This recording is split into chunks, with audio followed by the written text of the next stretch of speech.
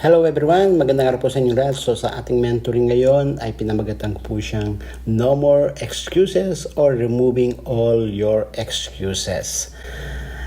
Si Jesus nung tumawag siya ng mga disciple, ang sabi ng isa na sumagot sa kanya, kailangan ko munang ilibing ang aking tatay, na ibig sabihin kailangan ko munang hintayin ang mamatay ang aking tatay bago ako sumunod sa iyo. And Jeremiah, ang sabi niya as an excuse, masyado pa akong bata.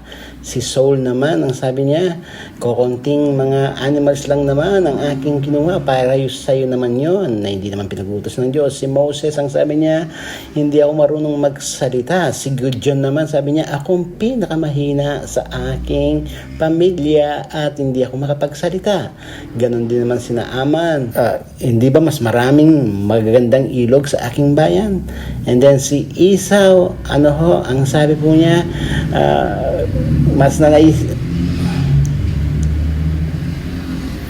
mamamatay ako, sabi niya, kung di mo ako bibigyan ng pagkain just to have food. Si Adam naman, yung babaeng ibinigay mo sa akin, ang siyang nagpagawa nito. At ganoon naman, ang sabi ng babae, ang snake na ginawa mo, ang siyang nagpagawa sa akin. So, even in the Bible, there are many people who make excuses. Hindi po sinasabing yung ibang mga excuses natin ay di valid. May mga excuses na valid.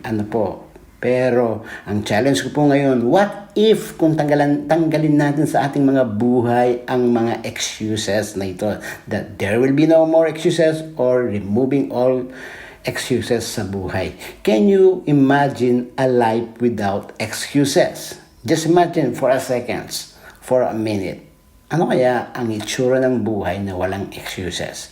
What will happen to you or what will happen to us if we remove all our excuses in life? Ito po, 4 na posibilidad na nakita ko po na pwedeng mangyari po sa atin. These are the 4 possibility na pwedeng mangyari po sa atin if we remove all our excuses. Number 1 is you open up a new opportunity for your life. Bagong oportunidad sa ating mga buhay. Di po ba ito yung nilulook forward po natin, sinisert natin sa buhay po natin? Kung nagkaroon lang ako ng oportunidad o kung nakahanap lang ako ng tamang opportunity sa buhay ko, iba sana ang buhay ko. So if somebody is telling you to do new things, pinag-uutusan ka, pinapagawa sa'yo, remove all your excuses, gawin mo lang because it is opening a new opportunity sa iyong buhay. Number 2, na posibilidad na pwedeng mangyari sa atin kapag tinanggal po natin ang mga excuses po natin, you will learn new things and experience new things.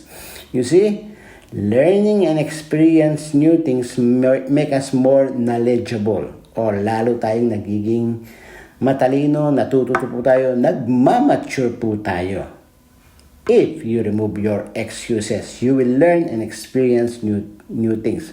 So, kung ano man ang bagong challenges or challenge sa buhay mo, just go for it. Learn it and experience it. Number 3, is you are creating a stepping ladder or stepping stone or a new door for you to explore. Number 3 is you are creating a stepping ladder or stepping stone or new door for you to explore. Ito po yung pinaka-exciting dito when we remove our excuses. Di mo naman kasi alam kung magkakaroon ng success o hindi. Di po ba? Walang nakakaalam nun. But what if kung nag-succeed ka? What if kung nagtagumpay ka? Ang sasabihin ng mga iba, mga pessimistic, kung hindi. But what if nga kung nag-succeed ka? Kung hindi, but what if nga kung nag-succeed ka? So, ano yung solution po natin? Better try para magkaroon ng kasagutan. Ang iyong pagtatanong para makita mo ang resulta. It might be painful many times or sometimes or frustrating if you fail. Masakit at very frustrating or nakaka-stress or nakaka-depress kapag ikaw ay nag-fail. But at least you got answers. May kasagutan ka and then may learning lesson ka. Sabi nga ng iba, charge it to experience. Kasi sinubukan mo. At hindi ka nagkaroon ng excuses. But ito maganda. But what if kung nagtagumpay ka? Nag-succeed ka? Wow, praise the Lord. At least, successful ka and then nagkaroon ka pa rin ng kasagutan. So, both ways are beneficial sa atin. Mag-fail ka man, mag-succeed ka man, merong pa rin pakinabang sa'yo. Yun po yung mga posibilidad kapag wala tayong mga excuses. Number 4 is, it will make you more responsible. It will make you more responsible. Sabi nga, you man up. Ibig po sabihin ng man up is an idiomatic expression. Ang ibig sabihin na you are courageous enough. You are standing up.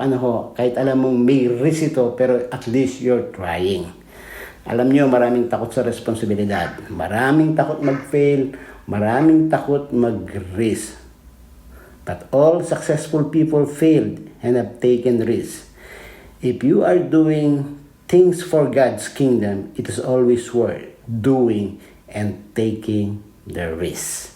Ano yung mga excuses natin? Bakit hindi pa tayo makapaglingkod sa Panginoon?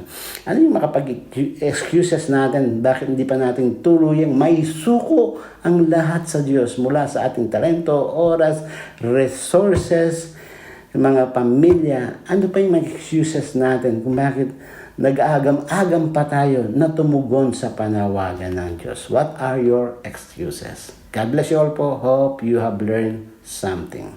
God bless you.